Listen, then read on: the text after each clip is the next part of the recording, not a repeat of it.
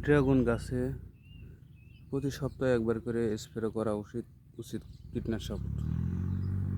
কিন্তু কীটনাশক দিয়ে যখন স্প্রে না করা হয় তখন দেখেন কি পরিমাণ পোকামাকড় সব রস খাইতেছে চুষে চুষে।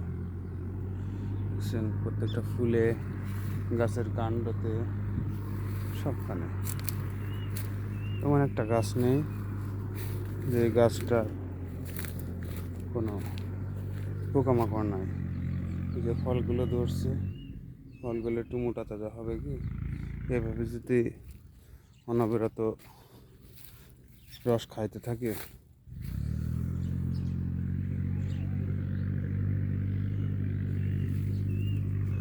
তাহলে কিভাবে মোটা তাজা হবে গাছ বা ফল। বিভিন্ন বাগান মালিক অবশ্য ঠিকমতো খেয়াল রাখতে পারে না, এই জন্য সবসময় পোকামাকড় ডেও এসব থাকছে প্রত্যেকটা ফুলের গায়ে, ফলের গায়ে, এবং কি গাছে সবসময় আছে।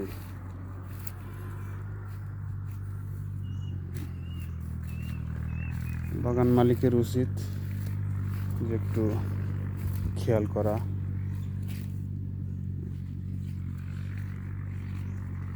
অনেক ফলই আসছে,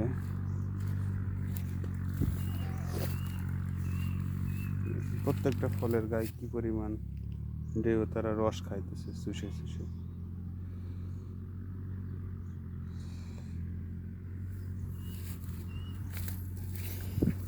বিভিন্ন ভলিউম আছে, সেটা স্প্রে করা যাইতে পারে। বহু রকমের কীটনাশক আছে। তাহলে সাইজ ভালো, খারাপ না, কিন্তু ওষুধ দেওয়ার অভাবে কি গাছগুলোর অবস্থা ভালো না বেশি একটু। ভাই, আপনাদের যাদেরই ড্রাগন বাগান আছে সবাই চেষ্টা করবেন সপ্তাহে একদিন কীটনাশক দিয়ে স্প্রে করতে। বুঝলেন, প্রত্যেকটা ফলের গায়ে পোকামাকড় আসেই, একটা হলে হয় অসংখ্য পোকামাকড়, অসংখ্য পোকামাকড়। এইভাবে যখন তারা রসগুলো চুষে খায়, সে ফুল ফল কিভাবে একটা বড় হবে, সতেজ হবে বা মানসম্মত হবে।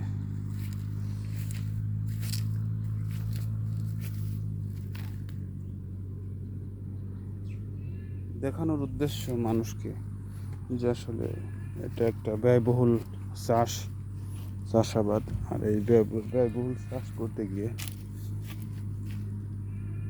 কেউ যেন ধরা না খায়, ধোকা না খায়, লস না হয়। একটু তদারকি করলে বা একটু খেয়াল করলে দেখা যাচ্ছে লাভবান হতে পারবে সুন্দর মতো। আর একটু অবহেলা হয়ে গেলে দেখা যায়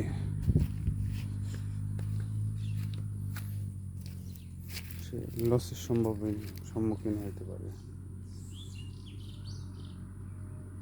এগুলো তো আপনার দেখালাম শুধু গাছের ফলের উপরে যে পরিমাণ প্রভাব পড়তেছে পোকামাকড়ে। তো গাছের উপরে দেখেন কি পরিমাণ, প্রত্যেকটা কাণ্ডতে ডোকাতে এইভাবে আসে, এরা পোকামাকড় আসে।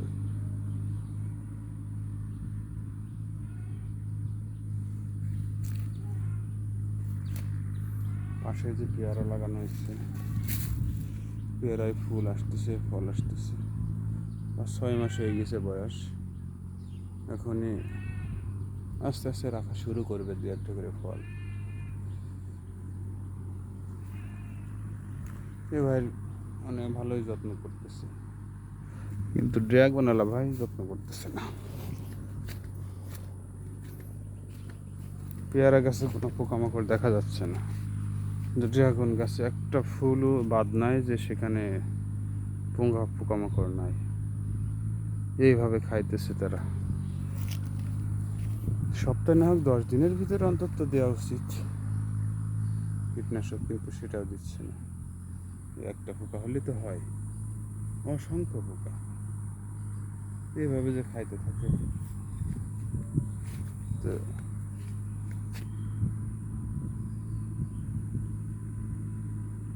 কতগুলো দেখেন।